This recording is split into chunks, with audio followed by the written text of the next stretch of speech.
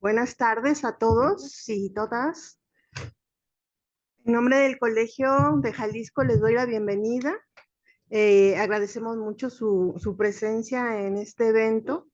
Lo que nos convoca hoy es la presentación del libro Mujeres, aportes a la historia, el arte y otras ciencias sociales, que coordinó la doctora Araceli Almaraz y la doctora Carolina Ibarra. Ambas coordinadoras dedicadas a la historia, ¿no? Y ambas interesadas en rescatar estos perfiles tan interesantes de investigadoras. Nos acompaña Nelly Sigot, del Colegio de Michoacán, historiadora del arte, especialista en ese campo. También nos acompaña la doctora Luisa Gaballet, del Centro de Investigaciones y Estudios Superiores en Antropología Social, antropóloga, pero considero yo que es más historiadora que antropóloga. Angélica Peregrina, doctora Angélica Peregrina, amiga de todos, conocida por su larga trayectoria de la casa del Colegio de Jalisco, y Ana Carolina Ibarra, que no nos acompaña, pero pertenece también, al igual que Araceli Almaraz, a la Academia Mexicana de Historia, y que se ha desarrollado en este campo de conocimiento de las mujeres y su quehacer en este campo. Y iniciaríamos la presentación con el Isigot, si no hay problema. No, yo al final. Bueno. Sí. Bueno, me cabe la responsabilidad de comenzar esta mesa. Estoy, como siempre decimos en estos casos, pero es muy auténtico. Es un placer estar aquí, presentar este libro, pero además fue un placer colaborar en las dos actividades que se sucedieron y que dieron como resultado este libro. La primera fue una serie de conferencias a las que Araceli Almaraz nos invitó, coordinándolas para que sean transmitidas desde la sede de la Academia Mexicana de la Historia, y derivado de esas dos grandes grupos, series de conferencias, surge la idea de este libro. La verdad es que leerlo es un auténtico placer, lo verán ustedes. Les confieso que yo no lo había leído, porque como pasa en estos casos, entrega uno su trabajo, llega el libro en el momento en que uno está haciendo otra cosa y el libro queda ahí. Y ahora dije, lo voy a leer para la presentación, no porque vaya yo a presentar a todas las que son parte del libro, sino porque me dio curiosidad. ¡Qué maravilla! La verdad es que es una maravilla, por muchos motivos. La historia de estas mujeres, algunas de ellas, las pocas, nacidas en el siglo XIX y que van desarrollando sus actividades durante el siglo XX, y otras ya de las décadas de los 20 y los 30, lucharon por muchas cosas que nosotras ya damos por hecho. Lucharon por los derechos ciudadanos de las mujeres, lucharon por el voto. Y a veces nos olvidamos que las mujeres empezamos a votar en 1952, hace apenas muy poco tiempo. Y que ahora luchamos por otras cosas. Ahora luchamos porque no nos maten. Ahora luchamos por tener otro tipo de vida, una mejor vida. Porque no haya violencia en la calle para las mujeres. Porque no haya violencia doméstica. Nuestras luchas son distintas hoy. Pero es muy interesante verlas así, a lo largo, leyéndolas a lo largo del libro, porque vamos entendiendo cómo fueron cambiando las cosas, cómo fue cambiando nuestra vida, la vida de las mujeres, y de pronto se van a encontrar con que con mucho orgullo las distintas autoras hemos ido diciendo, y fue la primera integrante del Colegio Nacional, y fue la primera mujer que ocupó un cargo en el Consejo Universitario, en la Universidad Nacional. No hemos tenido rectora aún, ¿eh? La Universidad Nacional Autónoma de México aún no ha tenido una rectora. Y como dije alguna vez, cuando mi amigo Manuel Ramos me invitó a unas conferencias en el centro ahora Carso, el Centro de Estudios de Historia de México, cualquiera de ellas hubiera sido una espléndida, espléndida rectora. Pero bueno, así están las cosas, ¿no? Esa es la parte que se desprende de mi lectura, la parte personal, lo que me hizo, lo que me provocó, lo que me hizo reflexionar esta lectura de corrido. Cómo han cambiado nuestras vidas y cómo han cambiado las aspiraciones que tenemos para nuestras vidas ahora, ¿no? Ellas aspiraban a tener derechos a votar, nosotras aspiramos a vivir.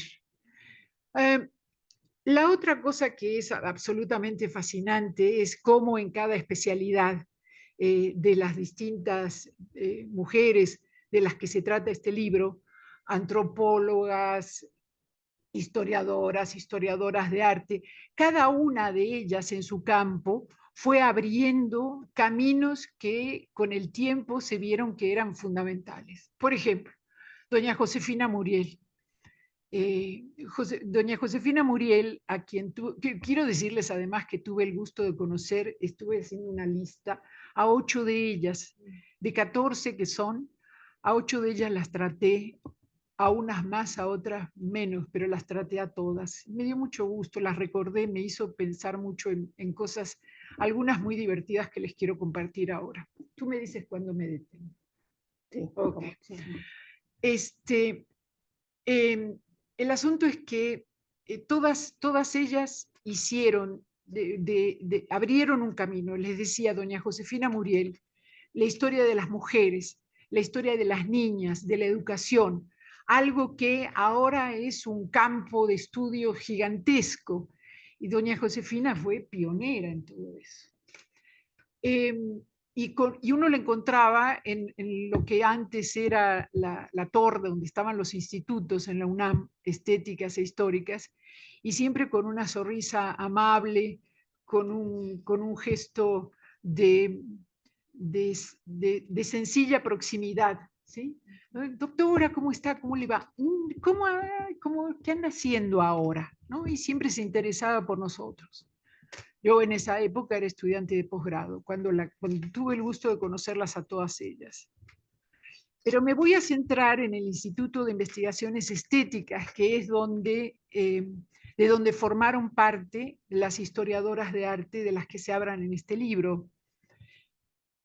Clementina Díaz y de Obando, Elisa Vargas Lugo, Ida Rodríguez Prampolini, Teresa del Conde, Beatriz Ramírez de la Fuente.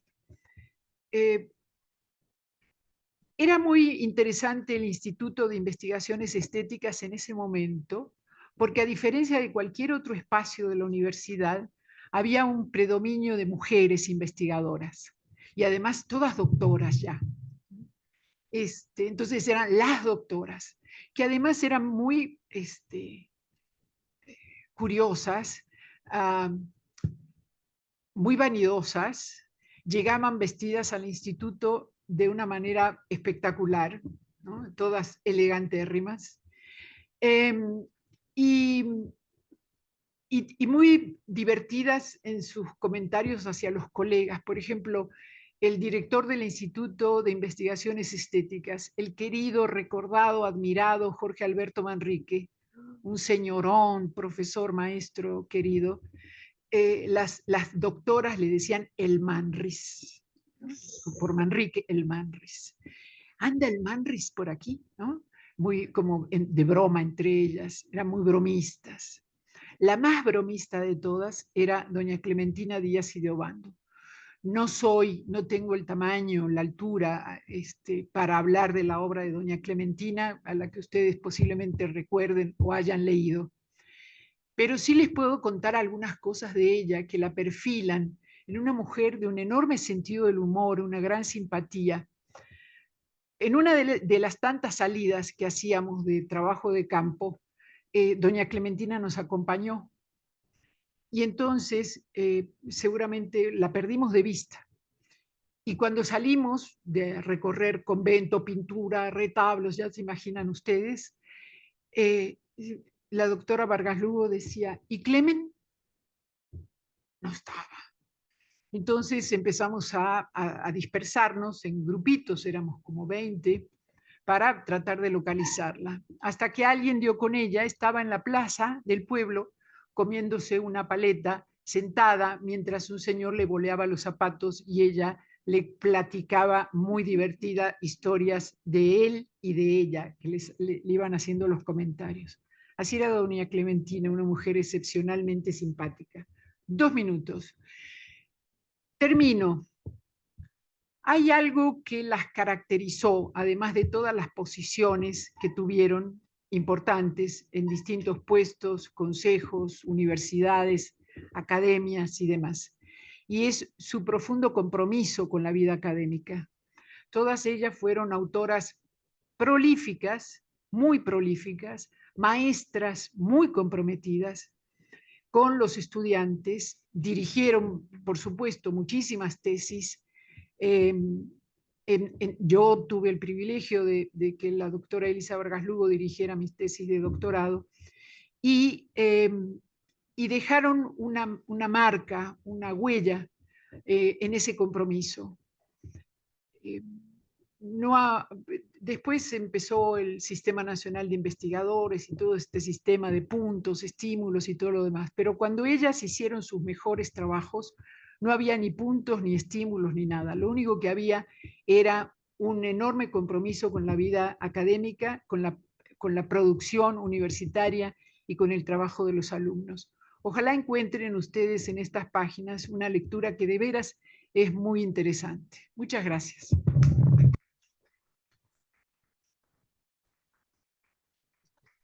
Le daríamos la palabra a la doctora Luisa Gabayet, investigadora del Centro de Investigaciones y Estudios Superiores en Antropología Social, y que además tenemos la fortuna de haber sido amiga personal de nuestra muy querida amiga Carmen Castañeda, que la impronta, la presencia que ha tenido en la historia regional y de México, pero en este caso que estamos en Jalisco, fue muy importante. Adelante, Luisa, gracias. Gracias. Sí, Maru, al presentarme hace rato, dijo que era más historiadora que antropóloga, y eso de historiadora se lo debo a Carmen Castañeda, justamente, que siempre decía que el mejor matrimonio era el matrimonio entre antropología e historia, y que teníamos que llevarnos súper bien, y sí, son dos disciplinas que se llevan de la mano y crecen una con la otra.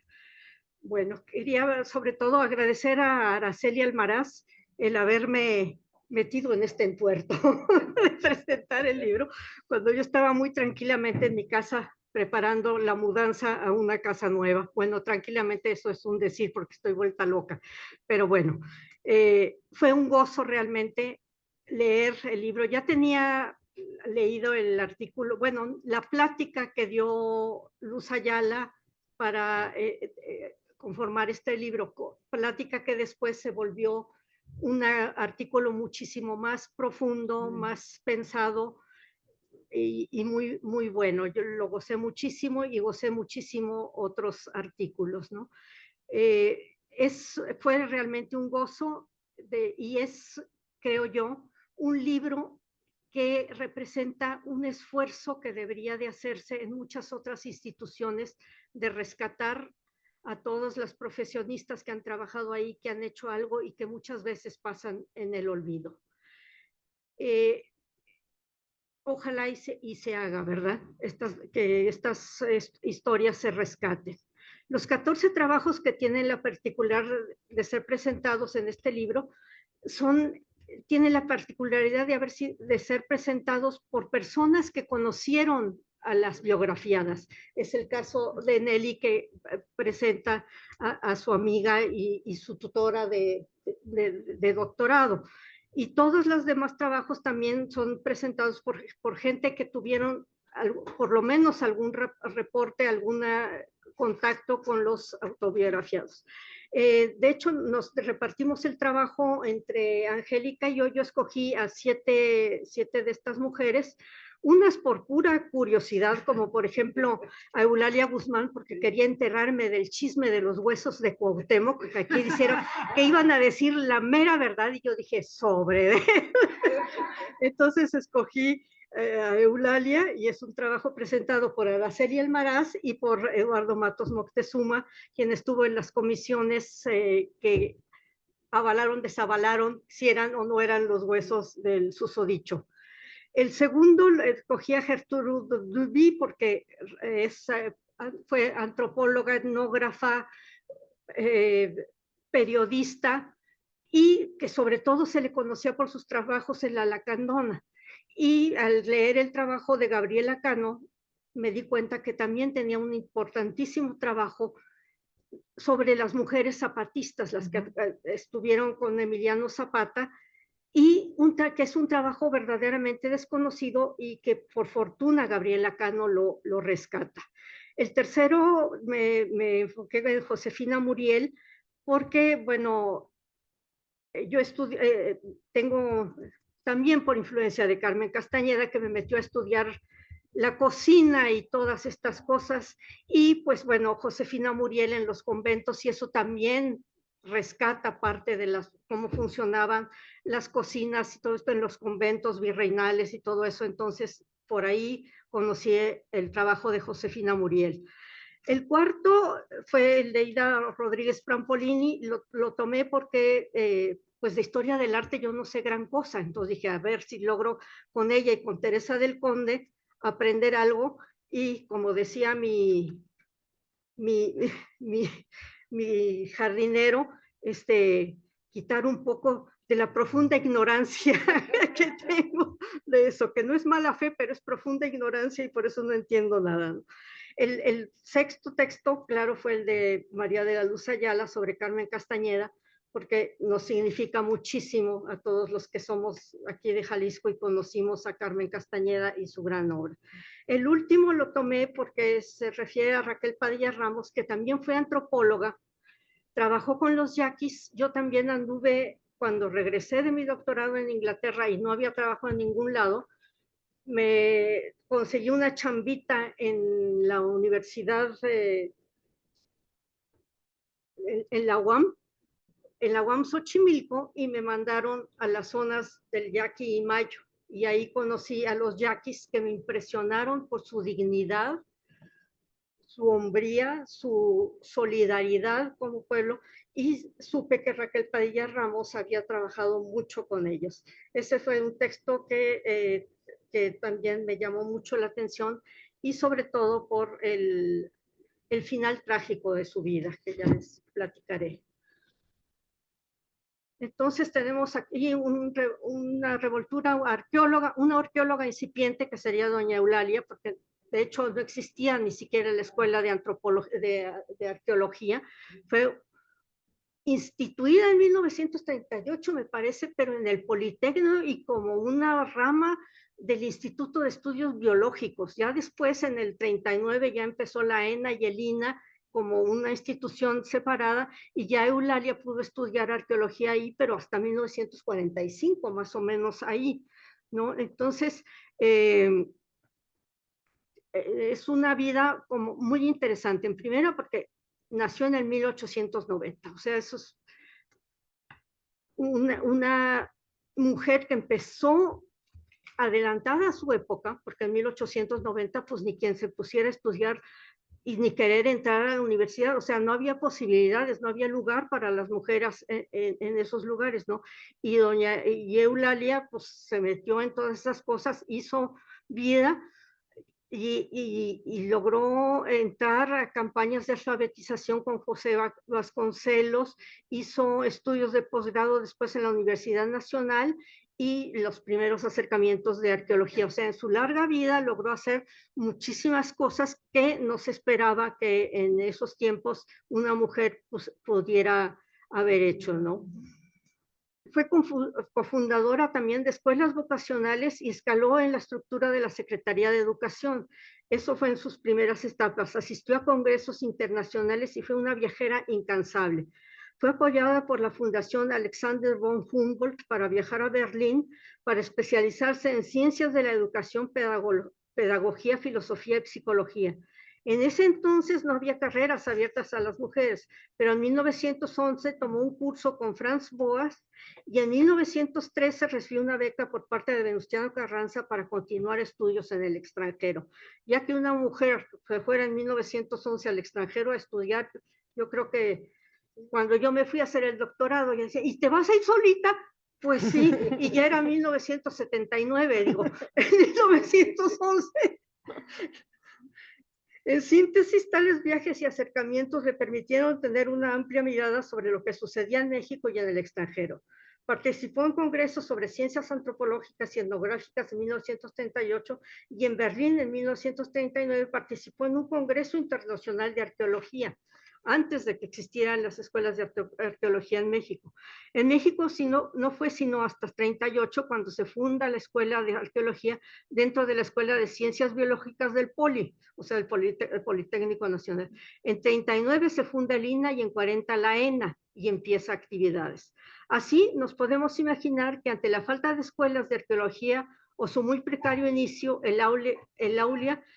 Eulalia, adquirió el oficio en la práctica. Ella no estudió arqueología, se graduó en 33 como maestra en filosofía en la Universidad Nacional con una tesis sobre el mundo prehispánico, sobre las características del arte antiguo de México.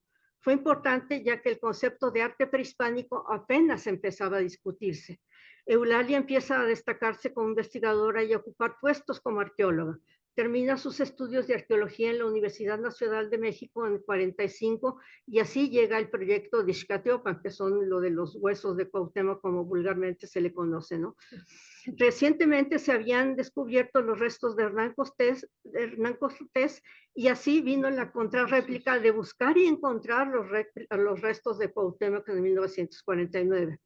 Eulalia no fue la persona designada como directora o responsable de las excavaciones, sino el arqueólogo Carlos Margain. Ella y otra persona fueron comisionadas para ir a Ixcatiopan a verificar los datos de los supuestos documentos de Motolinía, pero por presiones del gobernador de Guerrero se empezaron los trabajos de desmantelamiento del altar de la iglesia de Ixcatiopan antes de que llegara el arqueólogo Margain y en resumen no se siguió el debido proceso de documentación de la búsqueda. En un escrito, Eulalia concluye, la arqueología no debe ser usada con fines políticos. Y finalmente la culpa de lo mal hecho recayó sobre la señorita Guzmán.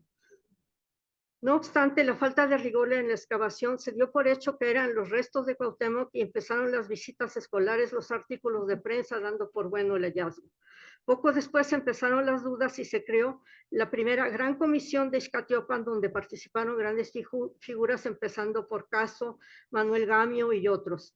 Llegaron a la conclusión de que no se podía avalar el descubrimiento. En 76, ya con la presidencia de Echeverría y la gubernatura de Rubén Figueroa en Guerrero, formaron otra comisión que tenía así como la misión de decir que sí eran los huesos, pero se llegó a la misma conclusión. No hay base científica para decir que son los restos de Cuauhtémoc.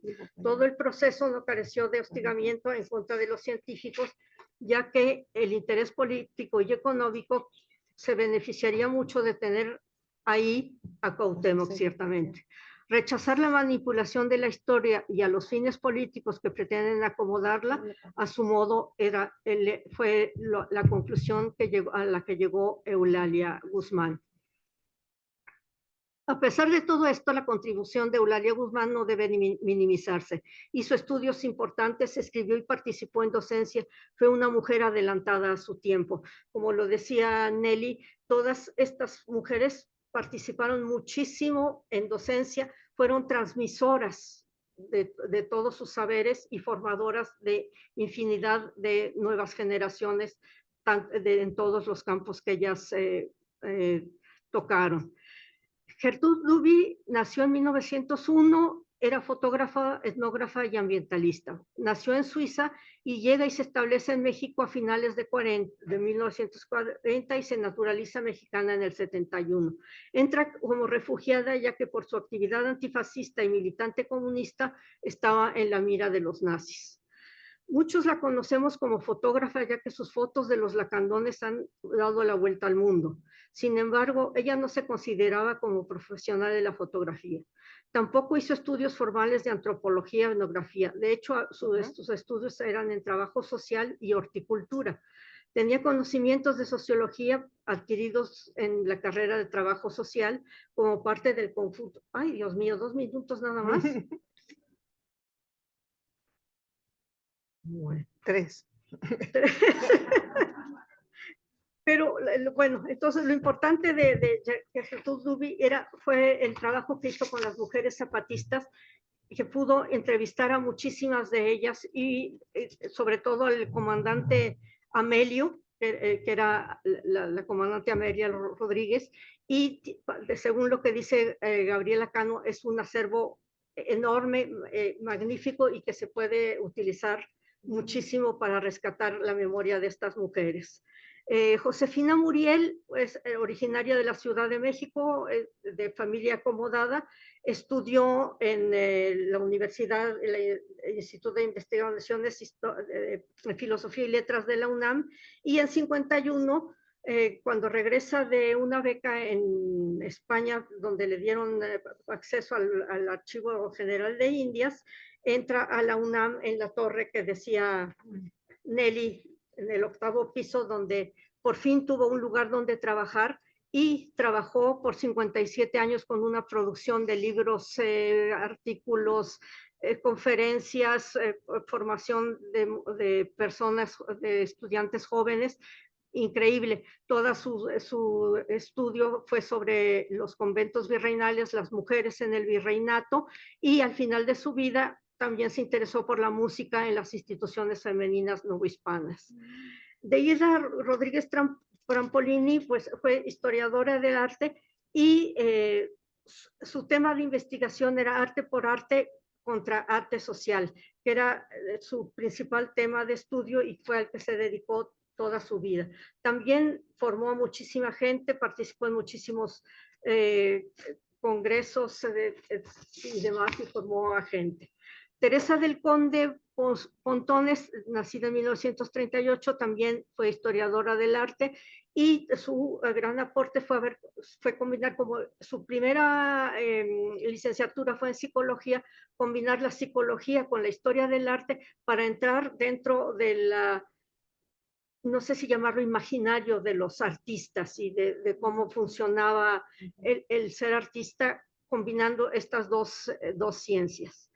Bueno, de Carmen Castañeda García ya sabemos todo lo que hizo por esta ciudad, esta región, con su trabajo pionero en educación durante la colonia, que fue un libro troncal de donde salieron todas las ramas que ella estudió.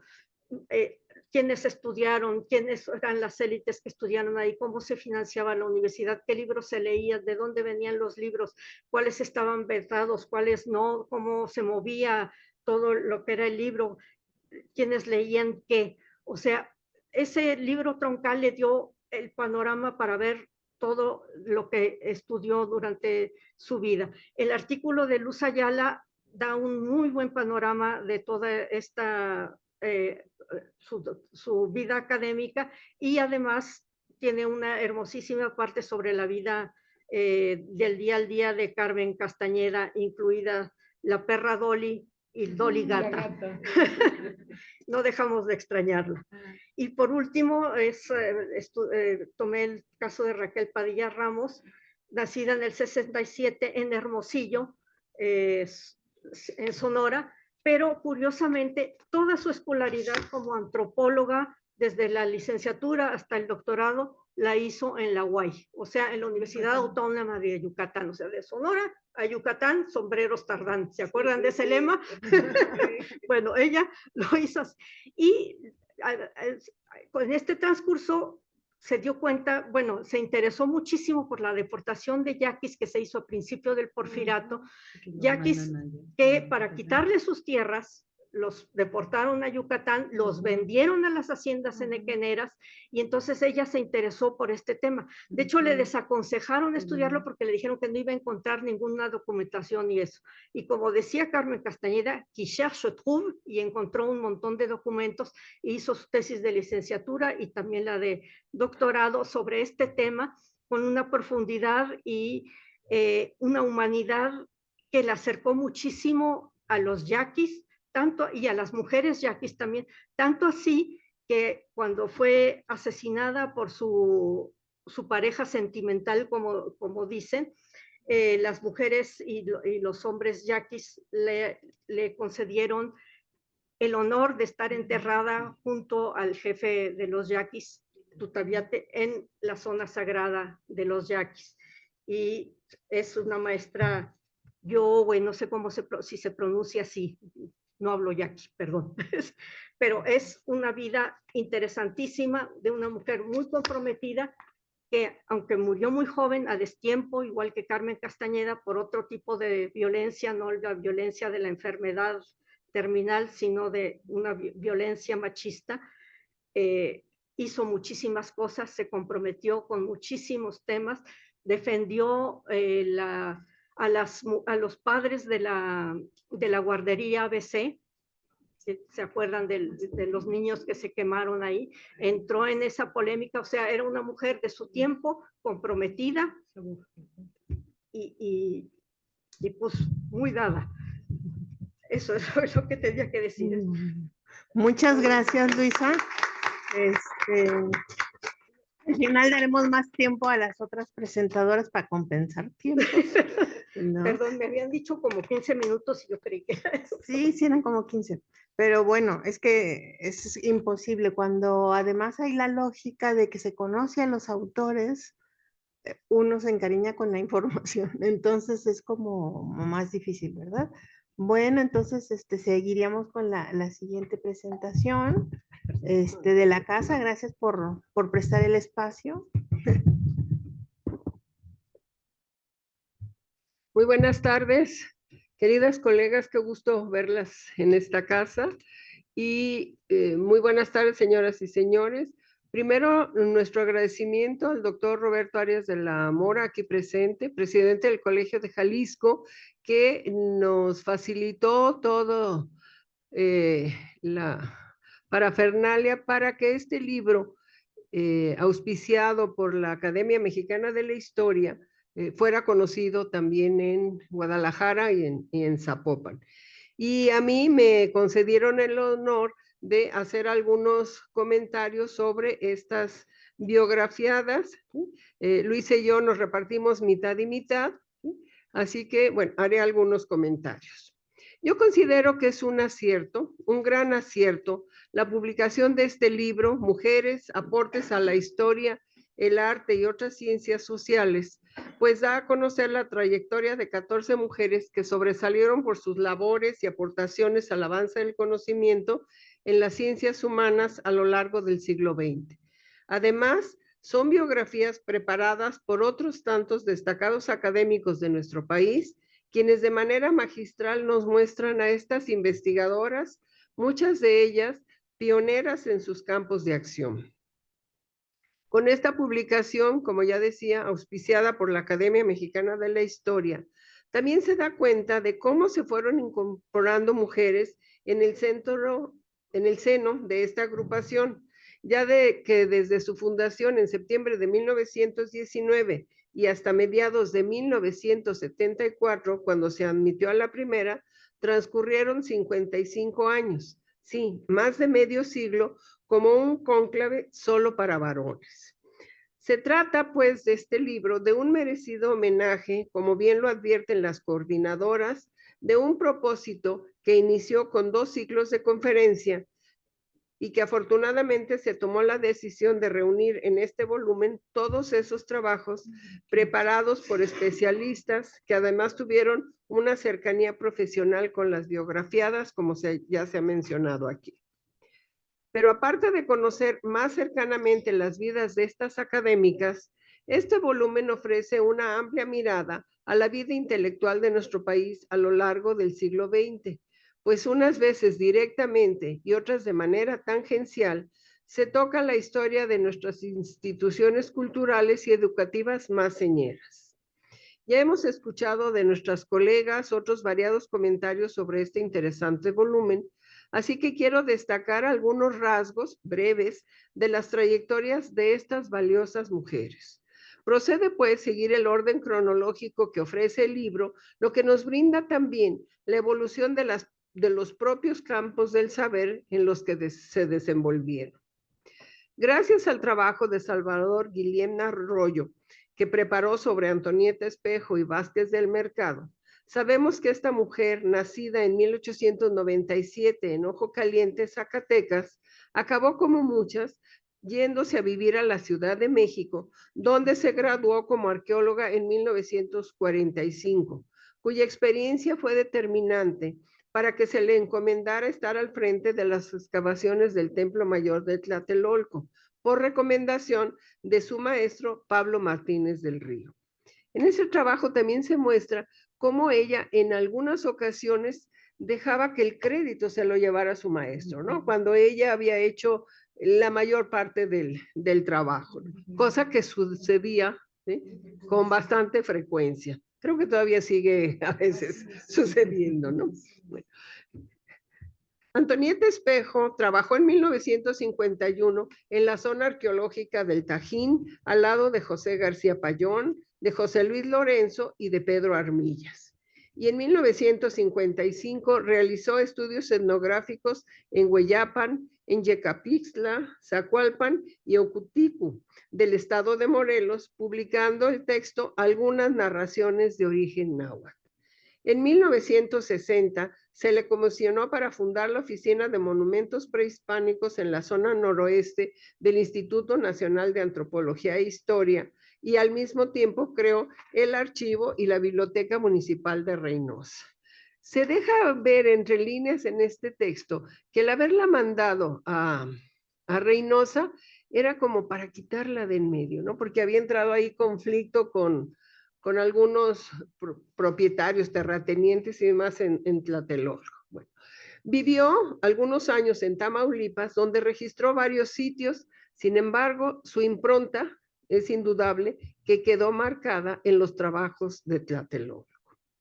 Por otro lado, Ascensión Hernández Triviño, nuestra querida Chonita, la viuda de don Miguel León Portilla, preparó el texto sobre Clementina Díaz y de Obando, nacida en 1916, ¿sí?, y Chonita expresa de ella que es una de las figuras académicas que dan color a la segunda mitad del siglo XX y en los primeros años del XXI. Su vida transcurrió en la UNAM, en el Instituto de Investigaciones Estéticas, donde convivió y se formó con los grandes especialistas de la historia del arte mexicano como Manuel Toussaint, Francisco de la Maza y Justino Fernández.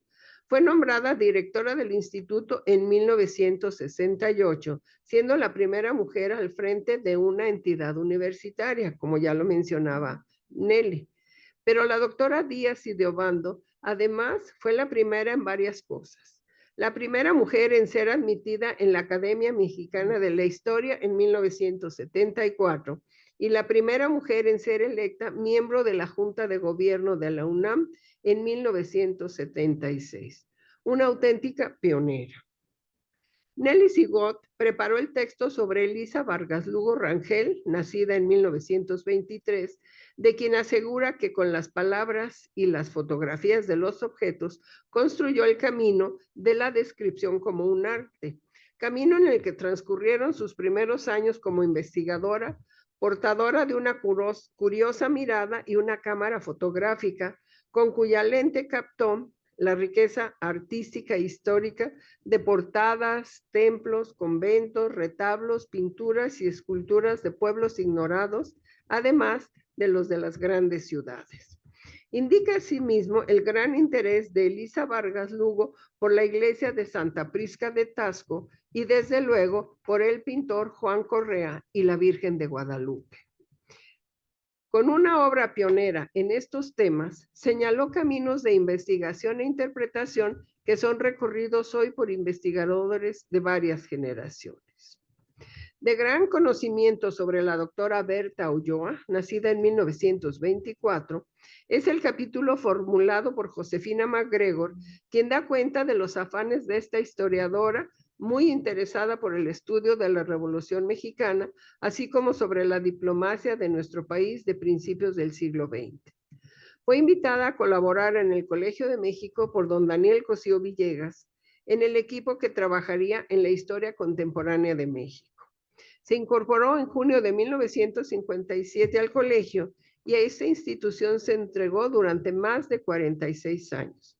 Así pues, las tareas de investigación y docencia, a las tareas de investigación y docencia, sumó una especialización en el manejo de fuentes y el gran conocimiento de los archivos que fue acumulando, dando origen a guías de documentos que enriqueció con las búsquedas que realizó en archivos de varias ciudades de los Estados Unidos y más adelante también en Uruguay y Argentina.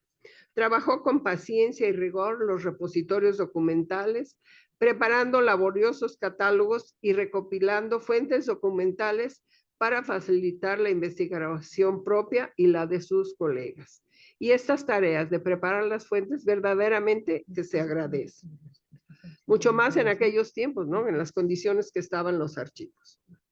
Sobre la extraordinaria historiadora del arte, doña Beatriz Ramírez de la Fuente, escribe María Teresa Uriarte, quien indica que sus investigaciones aportaron conocimientos esenciales para la comprensión del arte de los olmecas, los mayas y los teotihuacanos, quien además de ser la primera mujer que ingresó al Colegio Nacional, fue una excepcional educadora, tareas que conjugó con sus investigaciones sobre el arte prehispánico en México.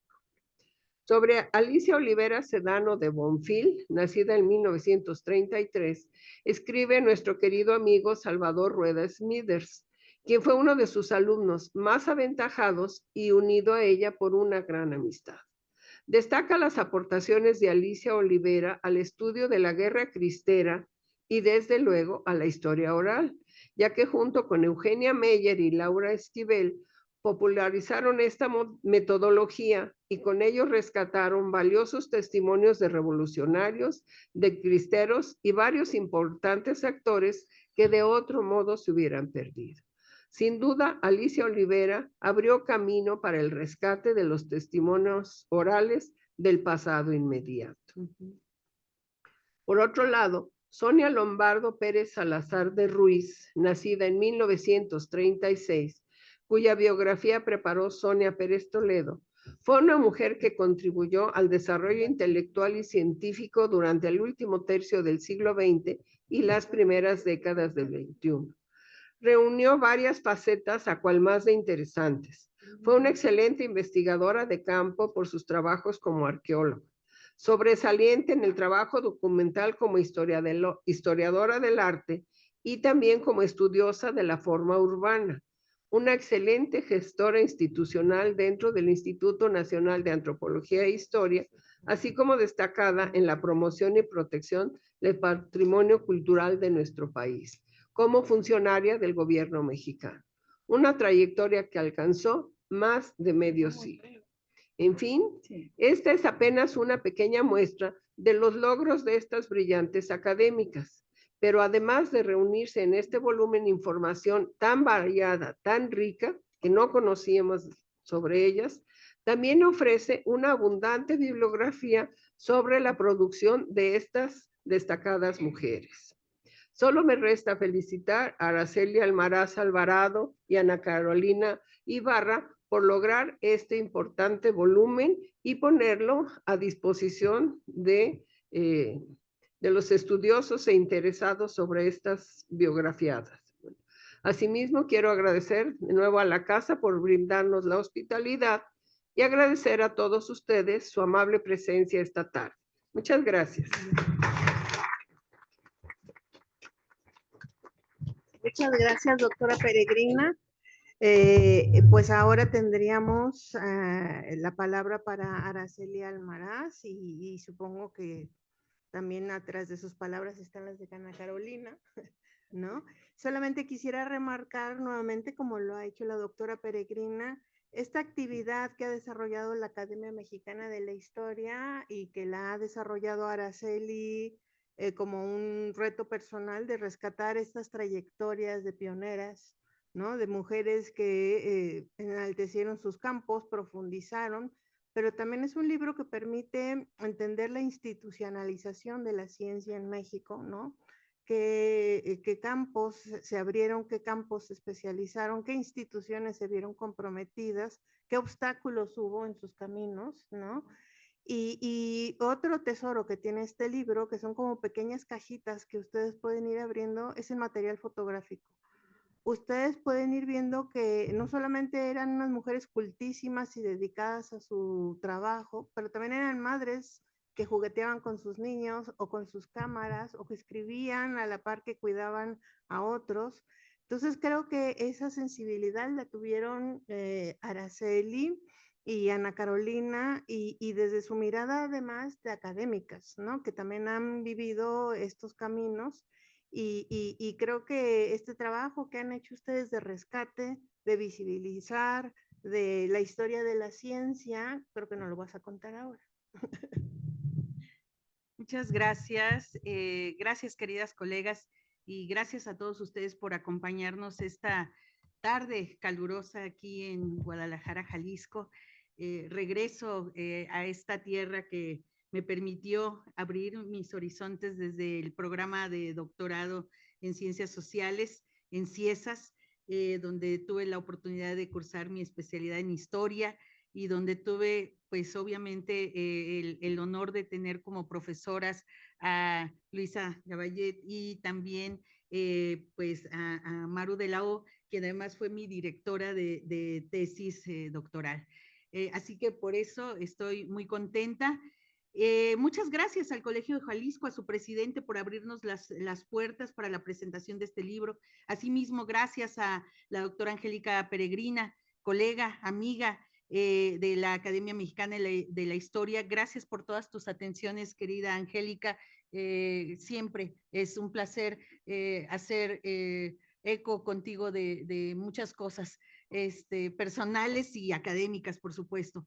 Les cuento rápidamente que efectivamente tuvimos el primer ciclo en 2022 dedicado a las mujeres historiadoras.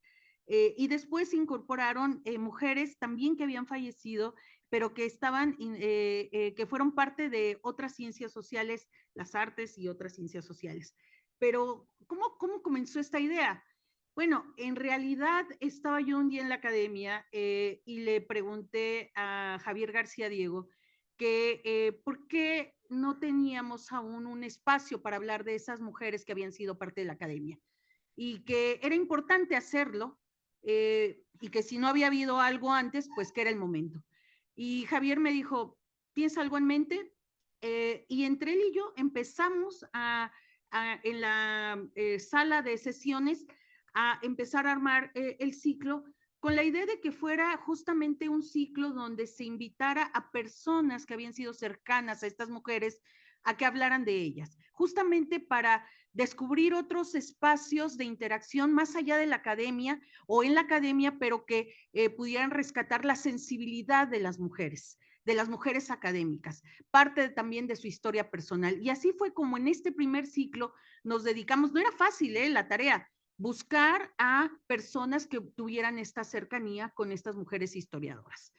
En la Academia Mexicana de la Historia cada año hace una comida y en el siguiente año me pidieron hacer otra vez el ciclo, el segundo ciclo, y ahí es donde se suma Ana Carolina Ibarra de la UNAM.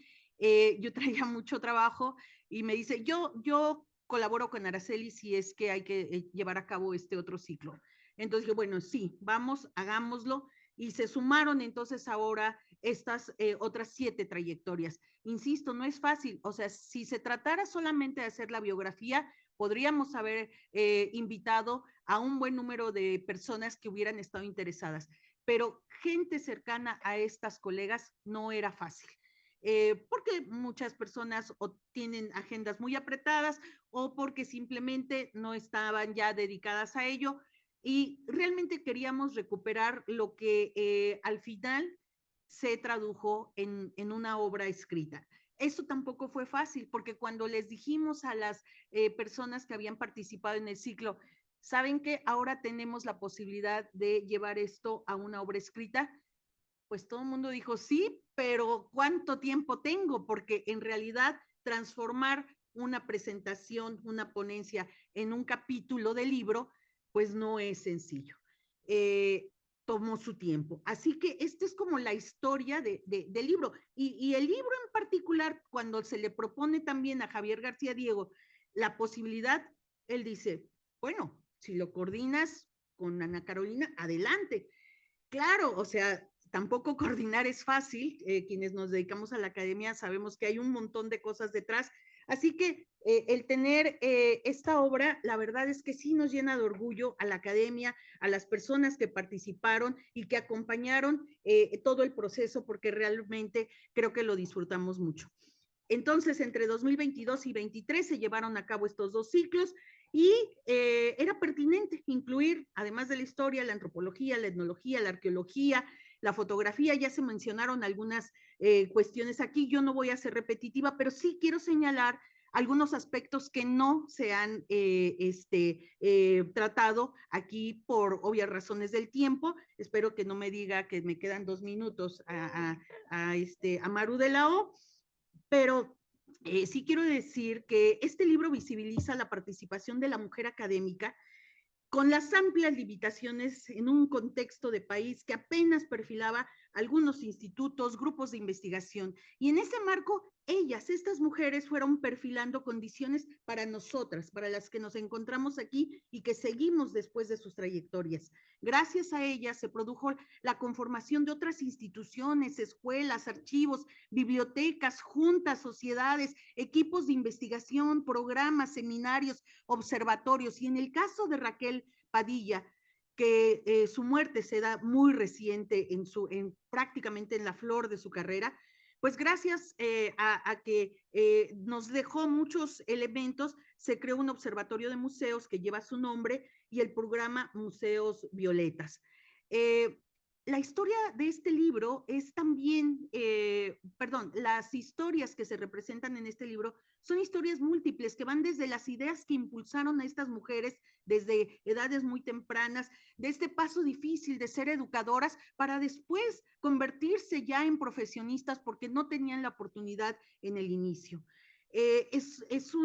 Una historia también de las familias que acompañaron y en algunos casos que dejaron libre a estas mujeres. Es la historia de un sinnúmero de colegas que acompañaron con fuerzas las acciones, pero también las resistencias de estas 14 mujeres. Es la historia de instituciones como la UNAM, desde sus institutos y facultades, del Colegio de Jalisco, de la Universidad de Guadalajara, del INA, de la ENA, de la Universidad Iberoamericana, de museos, del Colegio de Sonora. Es la historia también de esas instituciones.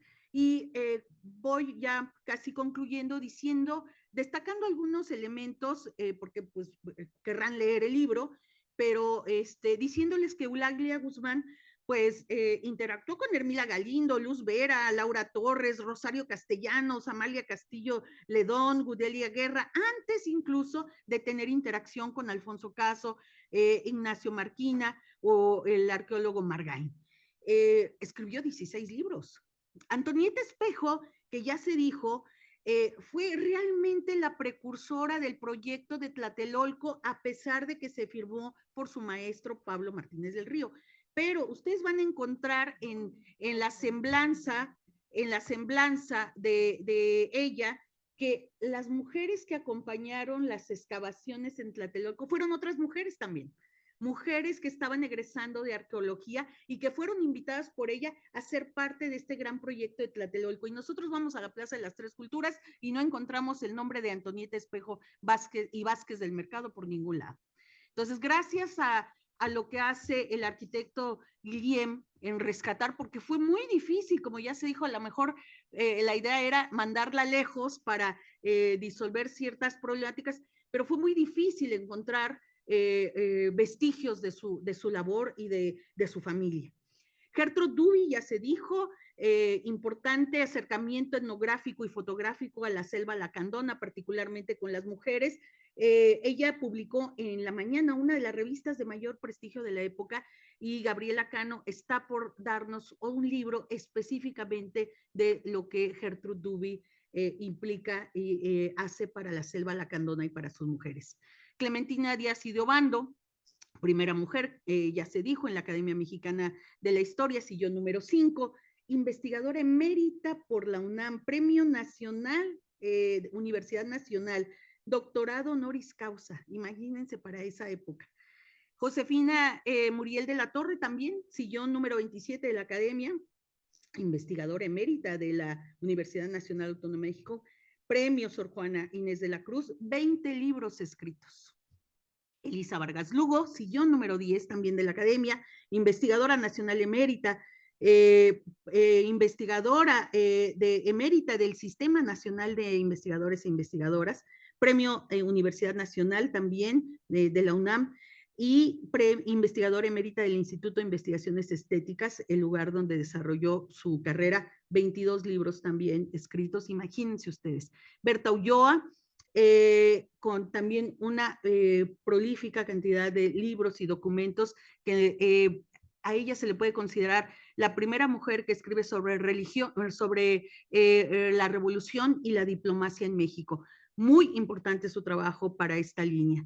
Ida Rodríguez Pampolini, sillón número 8 de la Academia Mexicana de la Historia, investigadora emérita también de la UNAM, Premio Latinoamérica de Promoción Cultural de la Fundación Japón, Premio Universidad Nacional en el área de docencia en humanidades, medalla al mérito universitario, investigadora emérita del Sistema Nacional de Investigadores e Investigadoras y Premio Nacional de Ciencias y Artes en el área de historia, ciencias sociales y filosofía.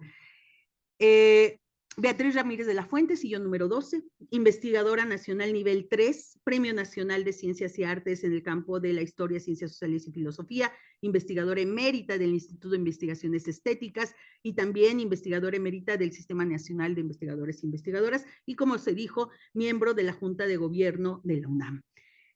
Alicia Esperanza Olivera Sedano de Bonfil, premio a la trayectoria en la investigación histórica sobre rescate de memorias y testimonios. Sonia Lombardo, Premio Nacional de Historia de México, Premio Universidad Nacional Autónoma de México, Premio al Mérito Académico de la UNAM y Premio en Investigación Histórica del Instituto Nacional de Antropología e Historia. Imagínense todos estos premios, ¿no? Teresa del Conde, beca Guggenheim, beca Rockefeller. Voy concluyendo. Carmen Castañeda, Premio Quetzalcóatl, Premio Ciesas, Presea Severo Díaz Galindo. Raquel Padilla, tuvo 2 premios, el Internacional Ilias Lozano Long Visiting Professorship y el Premio Internacional de la Fundación Carolina. En sí, este libro representa también los puentes entre el siglo XIX y siglo XX a partir del trabajo historiográfico y de aportes en los campos de cada una de las investigadoras que se incluyen en el libro. Representa también cómo esas mujeres desde el aula trabajaron duramente en los posgrados, en una investigación sostenida, en la divulgación de saberes, pero mucho en el acompañamiento de los jóvenes. Escribí el día de ayer que esperaba que este libro fuera un aliciente para que desde otros espacios se retomara la historia de las mujeres académicas y se visibilizara el actuar de ellas en sus respectivos campos, pero sobre todo en la construcción de la academia en México. Y gratamente, conversando al inicio, me encuentro con que ese cometido se hizo realidad y se hizo realidad en este espacio, el Colegio de Jalisco, que se inspiró también para hacer su propia obra y rescate de trayectorias de mujeres importantes en los distintos campos. Así que no me queda más que decirles gracias por estar el día de hoy y por realmente interesarse en esta obra y ojalá de verdad que podamos seguir visibilizando el trabajo de las mujeres académicas, esta conciliación permanente entre nuestro trabajo académico, nuestra familia, nuestros esposos, nuestros amigos y amigas, que también es muy importante para seguir creciendo como personas. Muchísimas gracias, Colegio de Jalisco.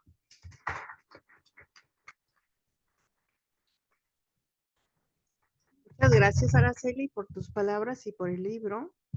Y ahora daríamos paso a preguntas del público. Si quieren, juntamos 3 preguntas y en el mismo orden que presentaron, daríamos como una ronda de respuestas. Y si vemos que hay muchas inquietudes, que esperamos que eso sea, haríamos una siguiente. ¿Les parece? No se peleen por la palabra. No, pueden ser preguntas o pueden ser comentarios o... Sí.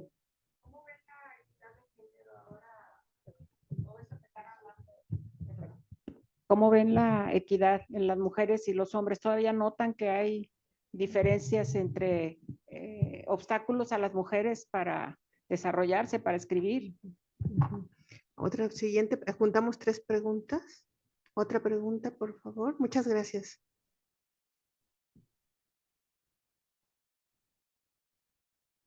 Un comentario nada más de que sí las felicito verdaderamente por esta publicación y me ha llamado muchísimo la atención que realmente es muy poco el tiempo que hace en que la mujer se ha significado y ha ejercido un papel dentro de la historia de este país. Ahorita la doctora Sigud decía de que apenas el voto se logró en los años 50, ¿verdad? Y me llama la atención que muchas de las maestras que ustedes mencionaron, pues han sido mis amigas. Y entonces digo, bueno, realmente hace muy poco que está figurando la mujer en México, o yo ya estoy muy vieja. Gracias. Por las dos cosas. Ah, mira. Felicitarlas por llevar a cabo la obra, la edición de la obra. Yo fui de las personas que participaron en el ciclo de conferencias cuando estábamos todavía viviendo una espantosa pandemia y era una ventana al aprendizaje. Entonces, agradezco el ciclo y agradezco que haya venido a luz este libro que va a visibilizar el trabajo de muchas y invitar a todos los demás a que sigamos escribiendo porque faltan muchas más que esas 14. Gracias. Gracias. Entonces ahora ya daríamos la palabra en el mismo orden. ¿Te parece, Nelly? Empezar contigo, lo pasamos a Luisa y te vamos a dar más tiempito para compensar. Mira, por ahora yo creo que la paridad entre hombres y mujeres va por los papeles. Por ahora va por los papeles. Es decir, está en letra escrita, pero todavía no es una realidad. Hay muchas Juanitas en el medio académico, político, muchas Juanitas, lamentablemente. Y en papeles tenemos los mismos derechos. Ya ves que en papeles tiene que haber el mismo número de hombres y mujeres, pero eso es en papeles. El techo de cristal sigue siendo una realidad. Tan es así que no sé si vieron ahora en esta cosa que pasó el 1 de junio, a lo que no se puede llamar elección desde mi perspectiva. Fue una farsa, una simulación, una desgracia para la vida democrática del país. Cuando se vio que uno de los hombres que aparecían en las listas de Morena, por cierto, tenía un número de votos muy alto, intentaron rápidamente ver de qué manera se daba la vuelta para que Lenia Batres, que también tenía un número alto de votos, fuera la presidenta de la Suprema Corte de Justicia. Esto son Juanitas auténticas, así sean abogadas, doctoras en derechos y ministras de la Corte. Y son Juanitas porque se prestan al juego político de los hombres, de los partidos políticos, que en vez de considerar que son una voz pensante, importante, que puede decir algo valioso para el país, las mueven como si fueran piezas de ajedrez. Entonces, todavía tenemos mucho por delante, creo. Sí. Gracias. Luisa. Bueno, y en la academia creo que no se cantan más las rancheras. Tampoco en la UNAM nunca ha habido una rectora. No. Por suerte en la UDG ya tenemos una que ha nombrado también a rectoras en los centros universitarios, ¿no? En el CIESA sí ha habido mujeres directoras generales, las menos, pero han sido muy exitosas. Pero en otros campos, pues no aparecen en los puestos, como dicen, el techo de cristal está aquí y sí, tú estás acá, ¿verdad? Y te topas ahí y ahí te quedas. Yo creo que sí sigue habiendo mucho trabajo que hacer. Y ese también nos corresponde a nosotras cómo educamos a los hombres, ¿no?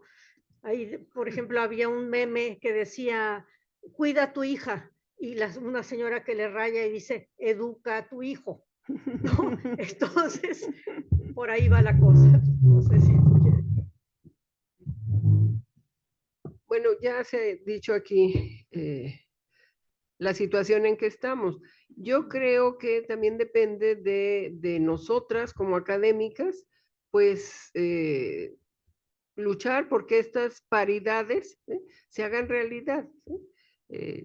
Yo no estoy peleando porque tiene que ser una mujer presidenta, rectora y demás, sino que se aprecie el trabajo de las mujeres en su justa dimensión.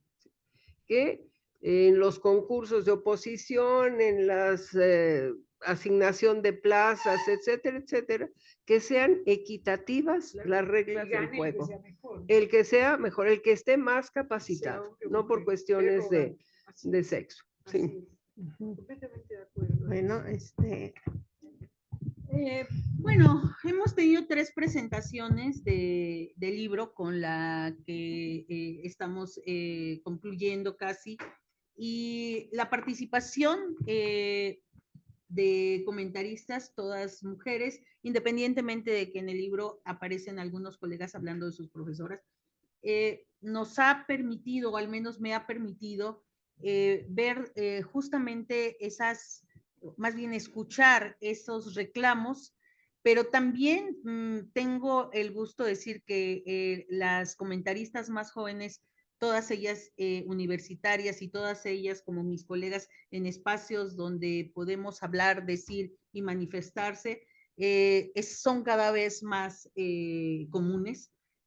Creo que este libro y los que vengan, tanto para la academia como para otras instituciones, justo hace ese merecido homenaje en el sentido de visibilizar los retos que aún se mantienen presentes, pero también creo que cada vez más personajes dirigiendo instituciones, como ya en su caso lo hizo Angélica Peregrina en esta institución, o lo han hecho mis colegas desde sus centros, desde dirigiendo programas, equipos de investigación, se está procurando un avance y un reconocimiento.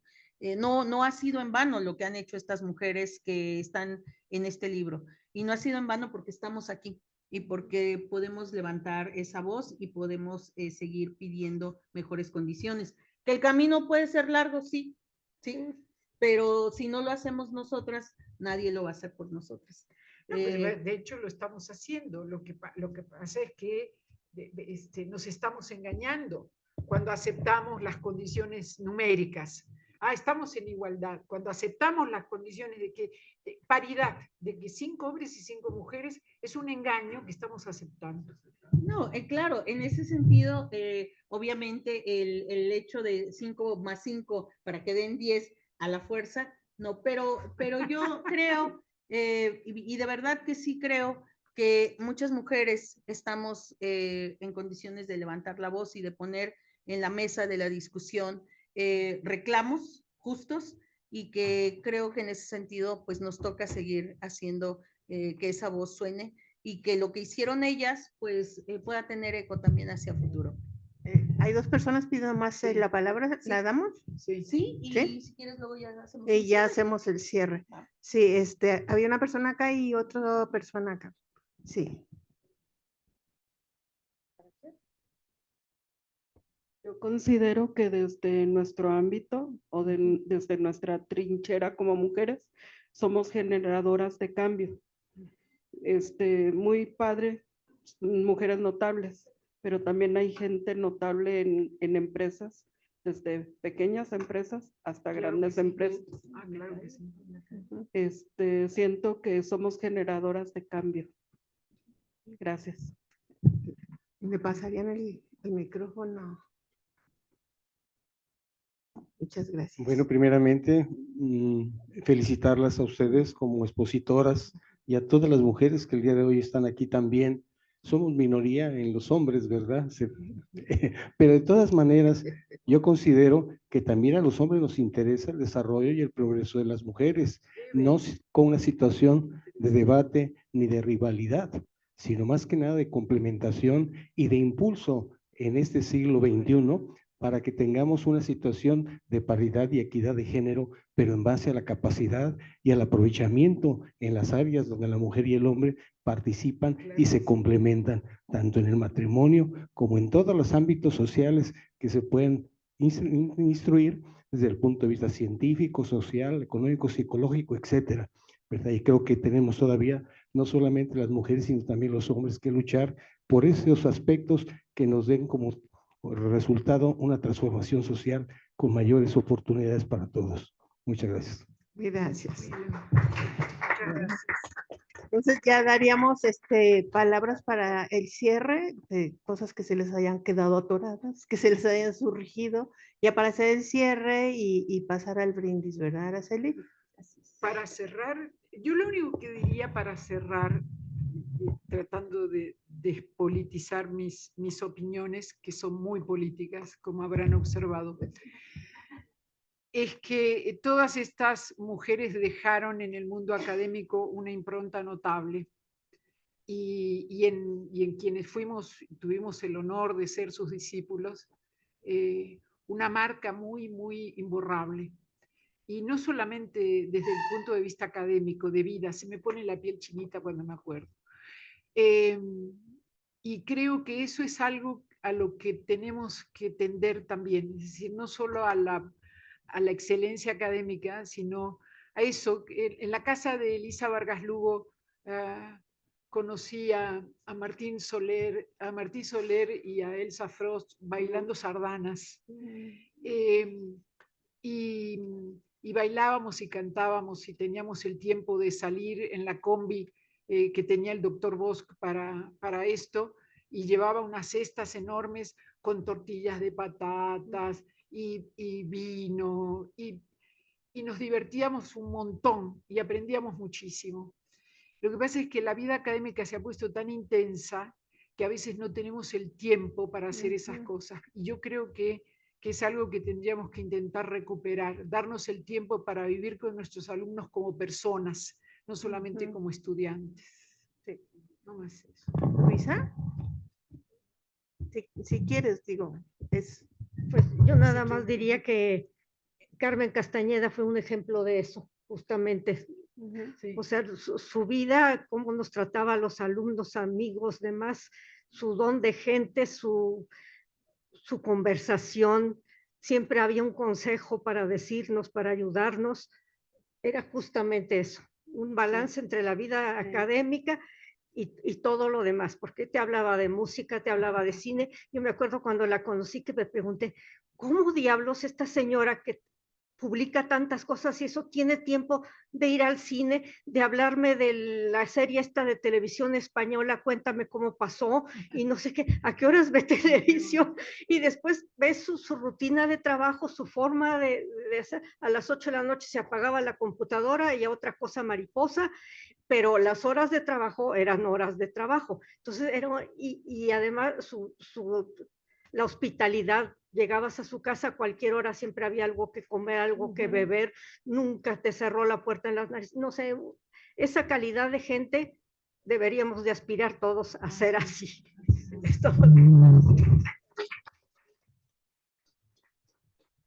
Yo solo haría una reflexión de que recordemos cuando nosotros empezamos a estudiar la licenciatura, eran tiempos en que estábamos en la facultad de MMC, ¿verdad? Mientras me caso. Porque estas carreras que están haciendo las mujeres ahí, ¿no? Y bueno, que veamos lo que se ha avanzado y a dónde hemos llegado, y hay que seguir. Sí. Bueno, yo nada más quisiera para terminar otra vez reiterar que qué bueno que te animaste a hacer este ejercicio, que invitaste a la gente a estas ideas que has tenido y a impulsarte a que sigas, ¿no? Entonces, creo que este tipo de trabajos nos hace recordar justamente lo humano de las personas, cómo es que generamos lazos con nuestros alumnos, con nuestros colegas, y aparece como una palabra mágica, solidaridad, ¿no? A veces no garantiza que otra mujer esté del otro lado, ¿verdad? Entonces, la solidaridad en todos los niveles y en todos los sentidos y es lo que yo conozco de Araceli, trabajo y solidaridad, ¿no? Como si fuera porfirista. Ay, Maru. No, muchas gracias. A Nelly, a Luisa, Angélica, Maru de la O por acompañar esta presentación. Y nada más para concluir muy rápido, me hicieron recordar justamente a Carmen Castañeda en su casa dándonos clases, enfrentando su enfermedad, recibiéndonos con un plato de conchitas y café caliente y diciendo que ella podía escribir un libro por el tiempo que tenía aún en la enfermedad y con ese tapanco rodeada de libros, con ese tiempo para escribir. Le agradezco a ella haberme de alguna u otra manera inspirado como todas mis profesoras y profesores en el CIESAS, pero sobre todo agradezco a la academia que de una u otra manera se ha sumado para seguir estos proyectos y sí, aún falta mucho para que incluso en la academia tengamos más mujeres, sobre todo más mujeres que ocupen esos espacios numerados, pero creo que hay un avance. También cada vez más, al menos en las aulas en historia, creo que ahora somos mayoría. Ojalá y podamos hacer más por la historia de este país. Agradezco a esta casa, el Colegio de Jalisco, por abrirnos las puertas y qué bueno por estimular a que se piense más en las mujeres y en lo que las que se nos adelantaron hicieron para que podamos nosotras también seguir empujando fuerte. Buenas tardes.